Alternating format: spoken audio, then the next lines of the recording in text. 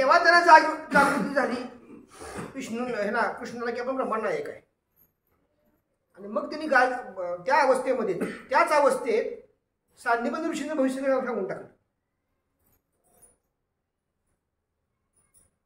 की परत तू माझ्यापाशी येशील विष्णू वगैरे वगैरे काय असेल ते. पुन्हा मग ते पुन्हा मूळ रूपामध्ये येऊन पुन्हा ते आश्रमामध्ये गेल्यानंतर आता बघा आपल्या इथं दरवर्षी गुरुपौर्णिमेला गुरुदक्षिणा पण घेतो मल्हारी. दक्षिणा घेताना काही रक्कम ठरली असती. कधी कधी एखादा भक्ताला फोन होतो, भक्त असं म्हणतो तुम्हाला अगदी कळत नव्हतं का दक्षिणा एवढी सांगायची, आम्हाला काय माहिती तुमची दक्षिणा आहे ती कधी घेतले होते आपले. गुरुला दक्षिणा देताना आट्या पिट्या पाट्यावर वंट्या गवट्या सगळं तयार असतं. तो काळ वेगळा होता. त्या काळामध्ये त्यांनी सांगितलं शांतीबा ऋषींना विनंती केली की दक्षिणा म्हणून तुम्ही काहीतरी घ्या माझ्याकडनं. घ्या म्हटल्यानंतर ते ऋषी म्हणजे मला बाबा काय तुझं नको आहे दक्षिणा म्हणून, मला सगळं भगवंतांनी दिले म्हणले.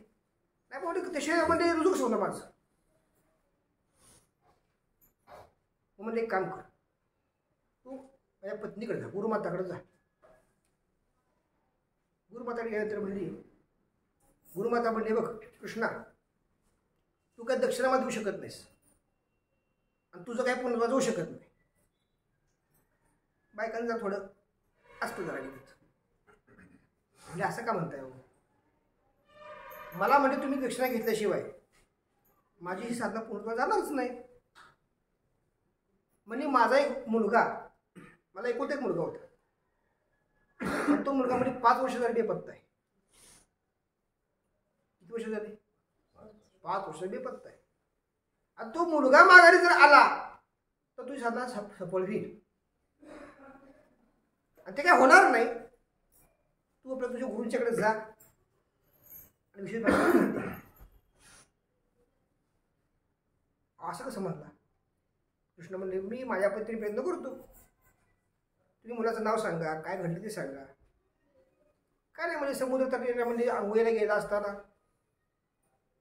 8ला तो आंघोळी 9 वाजता घरी येत होता रोज. त्या दिवशी आंघोळीला गेला घरी आलाच नाही. असं झालं म्हणजे ठीक आहे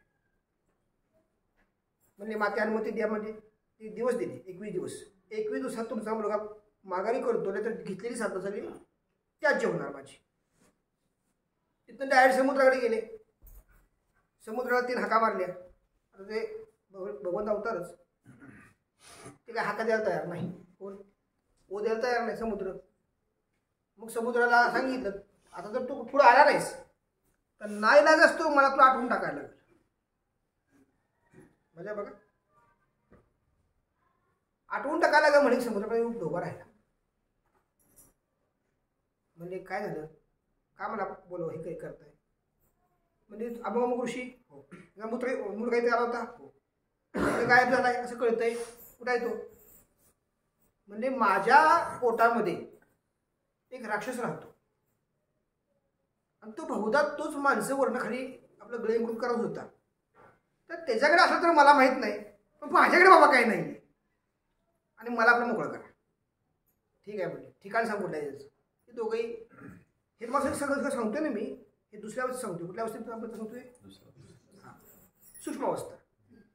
ही दोघे सूक्ष्म अवस्थेमध्ये जातात समुद्र तळाला. तर राक्षस बघतात. राक्षस असतो शंखामध्ये एका म्हणजे शंखात राक्षस बाहेर येतो वगैरे युद्ध होतं. तुझ्या तो मुलगा कुठा आहे? तो मुलगा कुठा आहे? मुलगा त्यापेक्षा नसतो. मुलगा तरी खाऊन टाकलेला असतो. तो शंख असतो तो शंख इतका पवित्र असतो की शंख जर तो नाद केला तर ब्रह्मांड सगळं हलतं. असं शंख त्या राक्षसाकडे असतो. तेव्हा तो शंख महाभारताच्या युद्धाला वापरला पडते. लक्षात आलं? तिथनं शंख ते फुंकारतात आणि यमाला सांगतात मी येतोय तिथं. मला सांगतात यमा सांगतात यमाचं ते हलतं तसं शंख पुकार लागतं ते हलायला लागतं सगळं. आता कोण हलवते म्हणते माझं जरा बाहेरून बाहेर कोण दिसतंय का?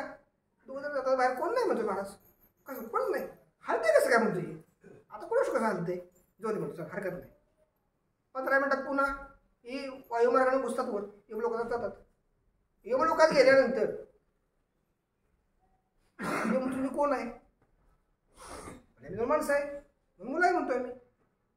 कॅटलॉग काढून बघतो तुम्ही काय तुमची ती एंट्री नाही आहे तुम्हाला आता आणायला परवानगीच नाही इकडं. यम लोकात गेल्यानंतर ते स्वतःचा परत देश जिवंत करतात. कोण कृष्ण महाराज कॅटलॉग तुमचं नाव नाही म्हणतात तुम्हाला एंट्री देऊ शकत नाही म्हणून लोकांमध्ये आता ते काय माहीत नाही. मग यमाची गाडी घ्यायची म्हणतो काय सांगतात यमाची गाडी घ्यायची. यमाची गाडी घ्यायला म्हणलं आधी मायाशी युद्ध केलं पाहिजे. हा कोण उदारपा म्हणतात एवढंच ना म्हणले काय हरकत नाही. शंख काढून पोहोचतो फुंकत पडतो फुंक यमा लागतो हलायला. मग यमाचं अस्त्र यम आतलं सोडतो युद्ध परत दाखवलं युद्ध होतं. मग यमाला कळतं कोणतरी अशी व्यक्ती आहे की ती अस्त्र गायब करते की जास्तच गायब व्हायचं यमाची. यम येतो बाहेर आल्यानंतर ते विष्णूच्या रूपामध्ये उभे राहतात. कृष्ण एवढं कळतं कोण आहे ते. मग यम विचारतो तुम्ही तर का आलाय. ऋषी संदीपानी माहिती आहेत हो माहित आहे. त्याचा एक हिता आत्मा आलेला आहे जीवात्मा आलेला आहे. कुठं आहे आवाज पोते जीवात्मा पडलेत मला इथं. आता कुठला तुम्ही शोधायचा तारीख होता अमुक तारखेला अमुक वेळेला. बघा आता किती स्थळ काय वेळेला महत्व आहे बघा. आपल्या महत्व नाही हे तिला कुठल्याही मेले माहीत नसतं. सकाळी का दुपारी मिळेल ते माहीत नसतं. शांत पक्ष गाड्या निघाले या बरोबर सांगतो या तिथीला या वारी अमुक वाजता तो आत्मा इथं वर जीवात्मा इथं आलेला आहे ते म्हणतो माझ्याकडे. ते म्हणतो त्याला मनुष्य रूपात देऊ शकत नाही कारण तो आत्मा नाही आहे. बाकी समजून माझं घ्या. आत्म्याला मनुष्य रूप पुन्हा येऊ शकतं कुठल्याही यामध्ये लोकांमध्ये पण जीवात्मा येऊ शकत नाही. जीवात्मा कसा असतो हे ज्योतीसारखा असतो त्याला मूळ रूप येऊ शकत नाही देहासारखं. ठीक आहे म्हणतो हाय तसं ते म्हणतो. मग ते यमाने दिले मग ते घेतलं पुन्हा बॉडी तयार करतात विष्णू हे कृष्ण आणि ते जिवंत करून त्या ताब्यात देऊन पुन्हा ती दक्षिणा पूर्ण करतात. That's all. सांगायचंय मला काय तर सूक्ष्म देह जो आहे हा जर तुमच्यापाशी जागृत झाला नाही तुम्ही कितीही जन्म जरी उपासना केल्या काहीही उपयोग नाही. काय सांगतोय साधं गणित घ्या. तुम्ही ज्या वाळवडिलांच्या दृष्टीनं मुक्तिचितेसाठी किंवा काही त्यासाठी तुम्ही विषय घेताय एक वेळ तुम्ही तिथं जाणार आहात. काय सांगतोय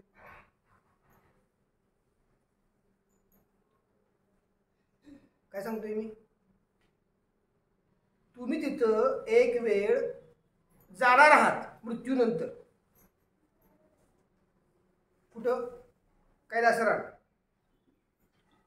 का जाणार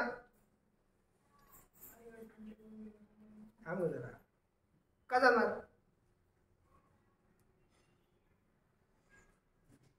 बोला ना. नाही पहिल्या अवस्थेत आहात म्हणून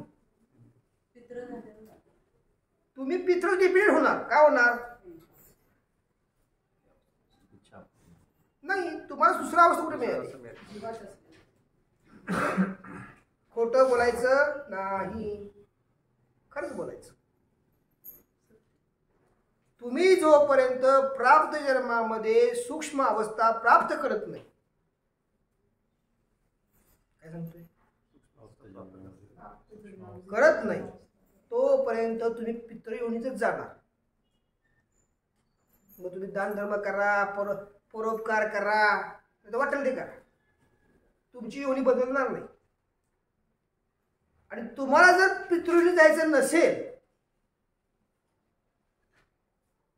स्वर्ग रस्त्याकडे जर तुम्हाला जायचं असेल तर तुम्हाला या प्राप्त जीवनामध्ये तुम्हाला तुमचा देह सूक्ष्म औषध देता आला पाहिजे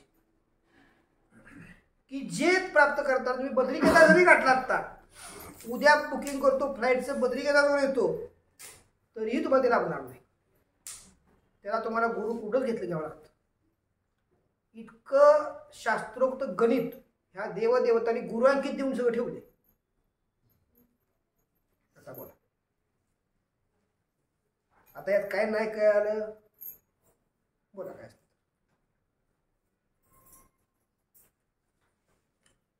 मग हेच सत्य आहे की तुमचा पुढचा जो योगक्षेम चालणार आहे हा याच योनीत चालणार.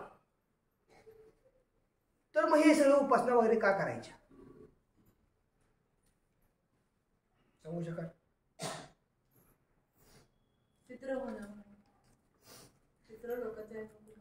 अहो पित्र लोक तुम्ही अजून आहातच ना, जाणार तुमचा आत्ता असा तिकडे चाललाय अजून. सूक्ष्म तुम्ही निघाय कुठं?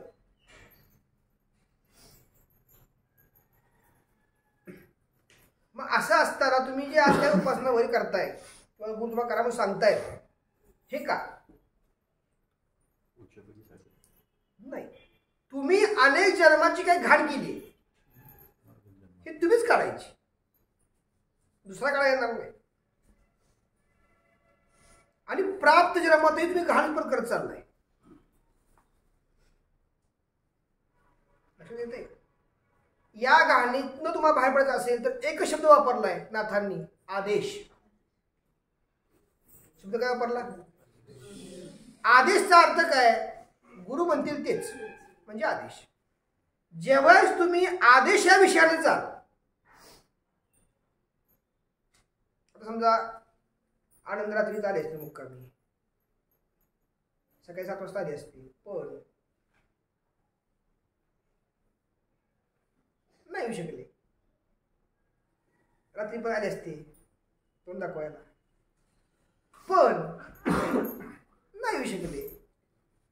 सकाळी कार्यक्रमात हजर राहायचे, डोक्यात पॅडिंग ठेवून.